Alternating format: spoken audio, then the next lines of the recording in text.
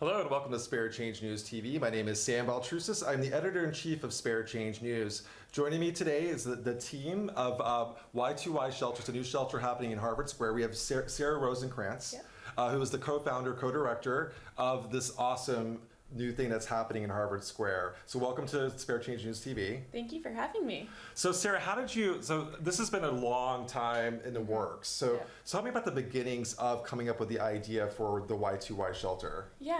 So it started about 3 years ago now. Sam, their co-director, and I were actually on staff at the Harvard Square Homeless Shelter, which is a student-run adult shelter in Harvard Square based in the University Lutheran Church. And so we were on staff there, and in 2012 we started kind of doing some research, started thinking about what the organization was doing, and realized that we as students had the capacity to do more. So we spent about a year talking to service providers, advocates, kind of researchers in the community, and honed in on the issue of young adult homelessness, so specifically 18 to 24-year-olds who are experiencing homelessness. And we learned that there are many, many young people who are experiencing homelessness in Greater Boston, but there are only 12 beds to meet their needs. Wow. Yeah, what they're doing, guys, is absolutely so important. There's a demographic, there's the 18 to 24. A lot of them are aged out of the foster care system. That's right. Some are they're marginalized because they're LGBTQ, and they've done the research, and they wouldn't actually talk to the individuals that this affects. So what you've done is amazing, and it's getting to the point where it's becoming an actual reality. So tell me about that. So that you talk to all the people, you set up a board, the programming. You kind of focus mainly on the programming. Tell me, how did that come about? What do you focus on specifically as a person that's in charge of the programming? So a lot of what I do is develop the model. So there are youth shelters across the country, and we've spent about 2.5 years contacting those shelters, talking to them, asking them, what are the best practices? What should we be doing as a shelter for young adults? We've been doing literature reviews, talking to the local service providers, and probably most importantly, talking to young people who will use the shelter. So we have a group of between 10 and 12 young people who are currently or who have recently experienced homelessness. They're called our Young Adult Advisory Council, and they meet with us every other week and help decide everything from how long someone can stay at the shelter, to what we'll be serving for breakfast and dinner. So they really are integral in all aspects of the shelter's development. Well, Youth on Fire was such a huge part of Harvard Square. So tell me about that, and how is Youth on Fire going to integrate into Y2Y? So Youth on Fire will actually be moving locations. So they'll be leaving the Harvard Epworth Church and joining us at the First Parish Church. So we're really excited to have them as our neighbors, as our roommates. We think it's really important that young people can access kind of the full spectrum of services in one space, because we know that location can often be a real barrier for young people in accessing services. So just to let our viewers know, what does Youth on Fire do? I know it's a day shelter, and you're actually going to be an overnight shelter. That's right. So Youth on Fire is a daytime drop-in center. They're a program of the AIDS Action Committee, and they do everything from basic services such as shower, laundry, and they also have really incredible case managers who do a lot of work to access resources. They do a lot of leadership development, and are really, an incredible program for young people. It's very well regarded in all of Massachusetts, really. And so a lot of people ask me, is Youth on Fire they're going to be no more? But the truth is, they're going to still be part of what you guys are doing at First Parish Church. So we'll be still two separate organizations. We're actually a program of the Phillips Brooks House Association, which is a larger nonprofit affiliated with Harvard, and Youth on Fire is a program of AIDS Action. So still two separate organizations, kind of just sharing space and working together, hopefully to do what's best for young people.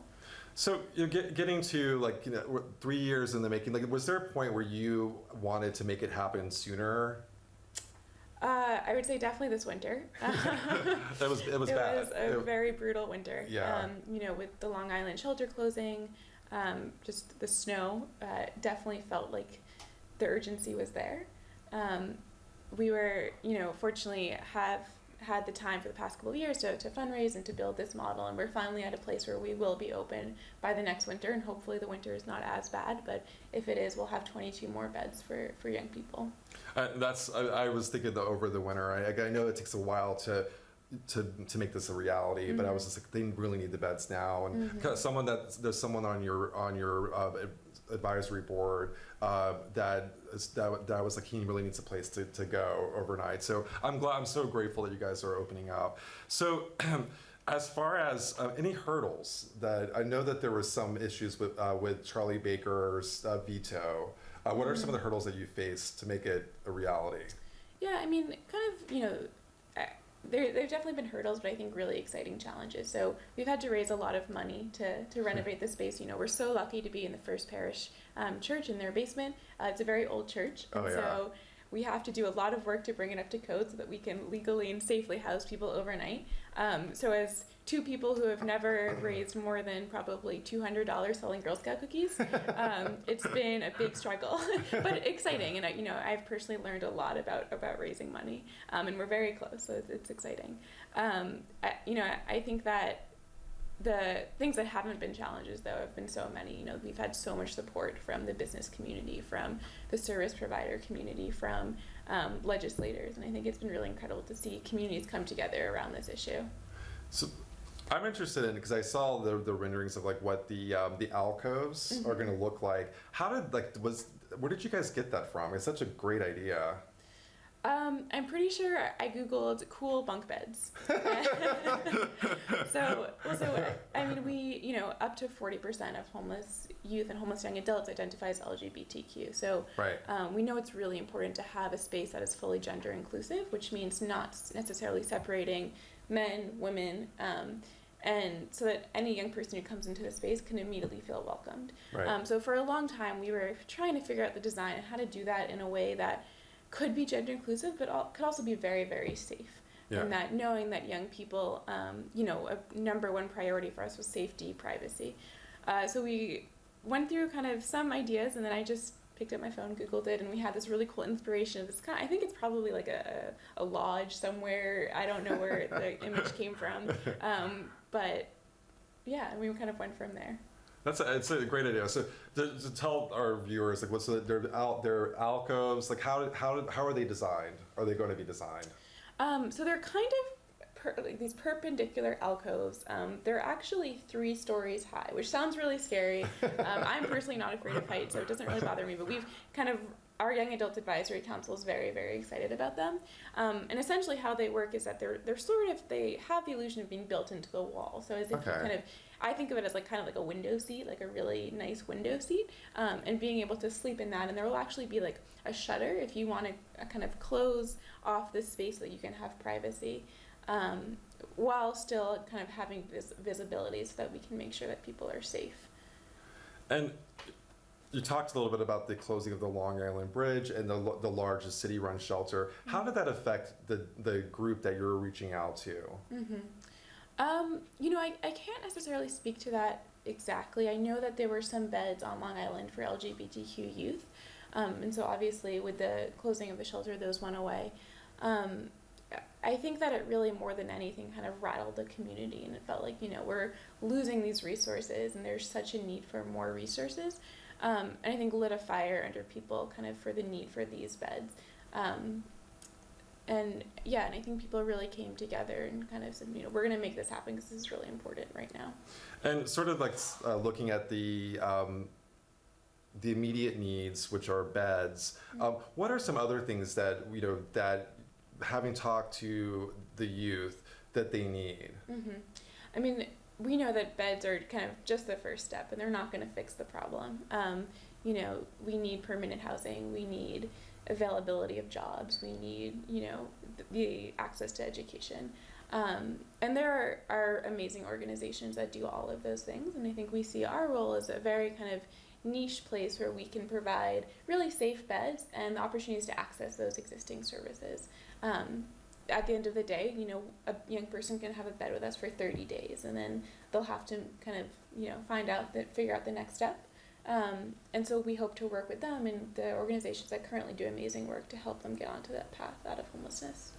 And having talked to unsheltered youth, a lot of them are wary of going into the shelter system. Did you encounter that at all, or? Yeah, I mean that was one of the main reasons that we embarked on this journey, on this project, was that we were hearing over and over again that young people don't feel safe generally in the adult shelter system, and that's I think most generally because in any living environment, it doesn't make sense to have an 18-year-old living with a 60-year-old, and that they have different needs. Young people have different needs in the adult population.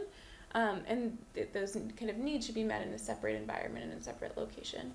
And actually, kind of really the impetus was that despite hearing this, we also heard that young people have felt safe staying at the Harvard Square Homeless Shelter, which is student run. And I think a big part of it is that, the staff are people their own age, essentially. Right. And there are kind of automatically lower barriers to building trust when you're working with, another 20, 21-year-old. So the name is Youth to You. So the people that are going to actually work at the shelter are youth volunteers? Yeah, so the Y to Y, although it doesn't exactly stand for Youth to Youth, is meant to kind of evoke that okay. name. We like to use the word young adult, so Okay. YA to YA didn't sound so okay. great. But yeah, so it's entirely student run. So Okay. Young people, students between the ages of 18 to 24, generally about the same age, running the shelter, supported by full-time professional staff. But it seemed to work really well at the Harvard Square Homeless Shelter for the past 30 years. So we are excited to try it again. I think it's important to you feel safe with your people, and so if someone if someone is out of your demographic, you're not going to feel as safe going up to them, asking them for for a bed or just in general. Right. And so I think this is a great idea. So we are actually, we have an article on it's Youth to Youth, so I kind of jumped the gun and actually used that as the headline. But on the Y2Y shelter, we talked, Liam Greenwell, who is our intern, he was on the show last week. He also is a reporter, and he did a great story on their shelter. And he also did a story on Charlie Baker's veto, which we talked a little bit about in the sidebar. So I'm going to show you the latest edition. Here we go. So these are the latest edition of Spare Change News. You better get it while you can because they sell out very quickly. And here is the article on the Y2Y shelter. And here is the crucial funding sidebar that Liam wrote. And you also get a glimpse of what the alcoves that we were talking about earlier, what they're going to look like. So, fantastic article in Spare Change News. So joining me now is Sam Greenberg. Hello, Sam. Hey, thanks for having me. So we have two Sams on set.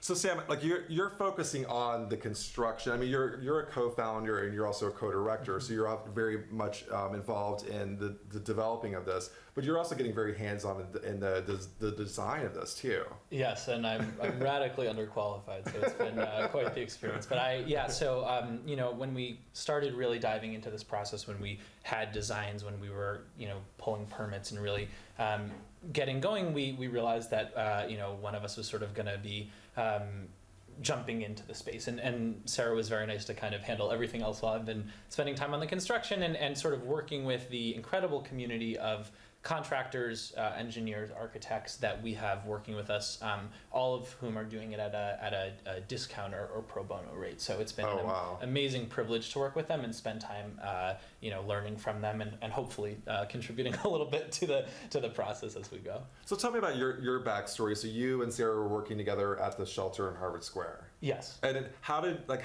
who came up with the idea? We kind of collectively did. I grew up in Cambridge. I worked at the Harvard Square Homeless Shelter in high school as well as college, and I know that I definitely had many peers who struggled with a range of issues, including homelessness. So that was something very special to me and important to me.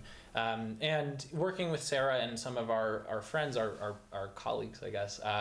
Just realized that we had to do something. I think Sarah said it really nicely. We didn't know what, and so we started talking to folks in the community and realized that what we can do really, really well is a student-run shelter, and what was needed really, desperately was a safe place for young adults. And so we felt like that was a perfect kind of meshing of the two.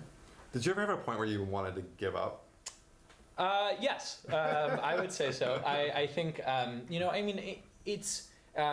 think we're extremely lucky in the sense that we have had so much incredible support from our advisory board, from our young adult advisory council, from the contractors that I'm working with now, that there have been very few of those moments. But, I think, of course, you touched on it with Sarah, homelessness is an upsetting issue. And doing this work is sometimes hard. So, I think when we initially started, we didn't have a lot of direction. We were kind of just trying to do something for the sake of doing something because it's an upsetting issue. And I think it really took some strength from the team to step back and say, okay, let's not just jump at the first thing that seems cool or seems appealing or seems like it might be a fun project. Let's actually take the time to talk to folks in the community and realize how we can play a part in the community, because that's really, we feel, how change happens, is students and our broader team in partnership with the greater Boston community. So the location, I love it, First Parish Church in Harvard Square and Church Street. How did that come about? Yeah, it's a funny story. We really had no idea what we were doing, so we were calling like real estate brokers every once in a while and emailing like every church around. And turns out that a high school friend of mine grew up attending the First Parish Church and said, hey, you should talk to Fred Small, who's the senior minister at the church.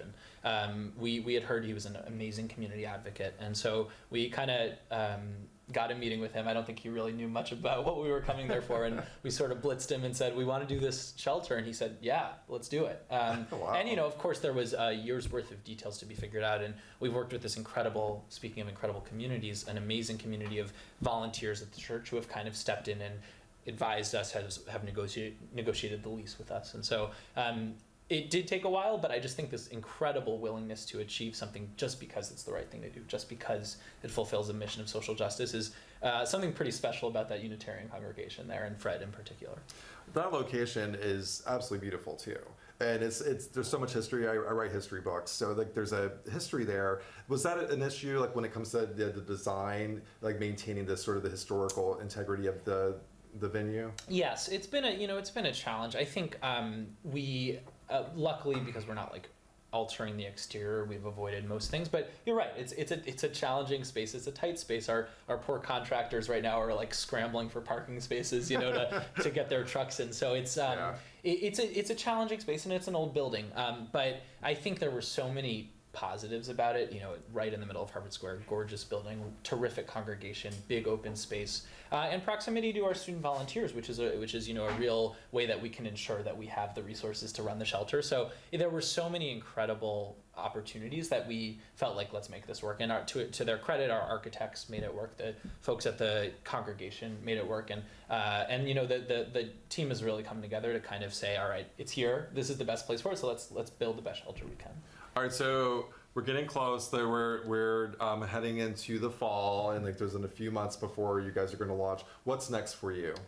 Yeah, so our real goal for the next few months is to just make this shelter happen. We today started our demolition, so it's still the bulk of the construction is ahead of us, but it's we feel like we've really set up the pieces to go and do it. And so, I think right now we're incredibly focused on making this the best shelter it can be. So developing the program in the strongest way possible, going through revision after revision of the policy book, solidifying community partnerships to really have it ready, and training our students, which is no small feat because they're brilliant and idealistic and wonderful, but probably most of them haven't worked in shelters. Most of them haven't worked extensively in homelessness. So taking advantage of the community partners and the Young Adult Advisory Council to really train them intensively this fall. So would this be like an intern program? It is all of the above. So we plan to run with 150 student volunteers. Wow. And then about 30 student leaders, and the leaders really put in time. I mean, they're not paid, but they're interns. So they work, anywhere from 10 to 20 to sometimes significantly more hours. And then the volunteers are just made up of people, anywhere from 2 hours a week flipping pancakes to working the overnight shifts and really staffing it to keeping us open over school vacation. So I think the beauty of the model is there's this real range of involvement, and you can truly feel ownership over the shelter, which I think adds a lot to it. So your plan is to be very hands-on even after you launch? Yes and no. I think we're here to make sure that the million challenges happen. I remember when I was working at the shelter at one time, the pipe burst on Christmas Eve. And what do you do when the pipe bursts on Christmas Eve in the kitchen? So Right. really being on hand to support our students and to support the community. But, it is a student-run shelter, and Sarah and I are, as much as we'd like to think we are no longer students. So we're here to provide the support, and we're here to make sure that it's a success. But our vision truly is a student-run shelter in partnership with kind of the broader community. Okay, so your goal is to make it as well oiled and running as possible, and to get it to the point where it launches and the students actually run the shelter. Exactly, that's Okay. exactly right. So we'll spend some time. We're on the project, so we'll be around, but we really won't be, micromanaging. We'll be there when they need us and making sure that things go smoothly and that we can bring, all the resources and partnerships and relationships that we've been lucky enough to build up and leverage them and really make it strong. But yeah, this is really, we're lucky to do this full time, but we have 60 students who have been putting their heart and soul into this while balancing exams and classes and extracurricular, maybe a social life. So it's really been an amazing group, and we're just so excited to see them take off as soon as we're open. Yeah, the only I'm assuming because of finals, like say like you have finals coming up and it hits all the students at the same time. Right. Like, do you have like backup plans for that type of scenario? Yeah, so we're kind of in the process of developing a pretty robust substitute list, so we can say, hey, last minute shift. We really encourage our volunteers to be proactive and say, hey, I have an exam in a week and a half. I'm going to need to exchange this shift. And the sort of, I don't know, the real expertise or the real energy comes from our 30 student staff members who really, again, we'll be there to support them, we'll be there to guide and train them, but they're going to take this and run with it. And they know that if they don't show up, the shelter doesn't run. And so they show up. And so I think we've really been working to instill that, and I think they're ready to do that. So on a personal level, why is this important? I think there are so many reasons, and I would run out of time on our show, but I think it's important to both of us for so many reasons. We don't believe that, and this is, I would say, the one unifying theme across our entire, all of the different groups I've mentioned in the last few minutes, is that we don't believe that young people our own age should be homeless. We just think that is a fundamental wrong, that we feel like we have the ability to truly change, and to change it in our own generation, and I think there's something really special about that. I also, one of my best friends growing up in high school was homeless, and I think that's a personal issue. It became a personal issue to not just Sarah and myself, but all of us working at the Harvard Square Homeless Shelter in college, because I think once, it sounds silly to say it, but once you sit down with somebody who's experiencing homelessness, any preconceived notions and stereotypes fly out the window, and suddenly it's a person who probably deserves a home. So I think it's important for a lot of reasons, but it really feels like right now we have this opportunity to take this incredible, I think you spoke about the veto override, take this incredible community engagement and effort and outrage over the Long Island shelter closing and turn it into something that could truly change lives, and that feels like the right thing to do for us. And also you agree, you're born and raised in Cambridge, so do you feel like this is sort of giving back to a city that is part of your life? Oh yeah. I mean, I grew up just down the street here in Central Square. I think I was lucky enough to never struggle with homelessness and to go to some great public schools and have resources to go to Harvard. And I think that's not just me. It's so many of us. But I growing up in Cambridge, it's a very personal issue, and it's something that feels right. Like this city should be one where we can take care of all folks, and this is one opportunity to do that. Yeah, like my first reaction is like why don't we have something like this already? Right. And the other reaction is like this is something that Cambridge would definitely embrace and support. And they have. I mean, I think again, it's we can't say enough about. I'd like to think Sarah and I are like pretty driven, but we've had this incredible deep network of advisors and people who haven't given up on us, and people who have sat down and explained things over and over to us. So it has been a community effort in so many ways, and I think we're like deeply proud of that. So money is always an issue for these types of. How can we, if we wanted to donate, what are the steps for that? Sure. So it's quite easy. You can donate online at y2yharvardsquare.org/donate. Really easy there. You can also find out the details online there for how to send in a check or donate cash. And it really is an amazing project, and all gifts have been, we've gotten all kinds of gifts from the, you know, $10, $20, $30 and some much higher. So it really does make a difference, and it'll help sustain this effort so that, you know, once it truly is student run, it'll be financially viable and can serve young people until the shelter isn't needed anymore. So any plan for a crowdsourcing campaign? Yes, stay tuned. We will be launching a crowdsourcing campaign probably right at the beginning of October, kind of in that month and a half countdown until we open, to really get us the last mile. And we're closing in. We're you know, again, we've raised more than 85% of our money now, and so Oh, wow. it's just closing that gap, finishing the job, and we'll get there. But we'll really do it with everybody's help. And so is this a nonprofit, or so it's an actual Tax-deductible nonprofit organization. Awesome. So listen up. Make sure you donate to this new Y2Y shelter. And I just want to thank you on a personal level for reaching out to this this group. I think that they've been marginalized. And I think that a lot of my vendors, a couple of them have interacted with you, and they were unsheltered during the winter, and I didn't know what to do. And I think that you guys are offering a viable solution. So I want to thank you on a personal level for doing this. Well, thank you, and thanks to Spare Change. I mean, you guys are the ones doing the work year in and year out, and I think just so inspirational for us and our students. And you know, I think it's great, but it's the most satisfying part of this is having some of our young people walk into the space and help us with our design, and then say, you know, when this is done, I built that. You know, I made it, and that's to us the most special part of this. So it's a lot of fun. So if you want to read the article on Sam and Sarah on the Y2Y shelter, go to sparechangenews.net. Again, thank you so much, Sam, for being on Spare Change News TV. And if you have the website again for them to check out. Y2yharvardsquare.org.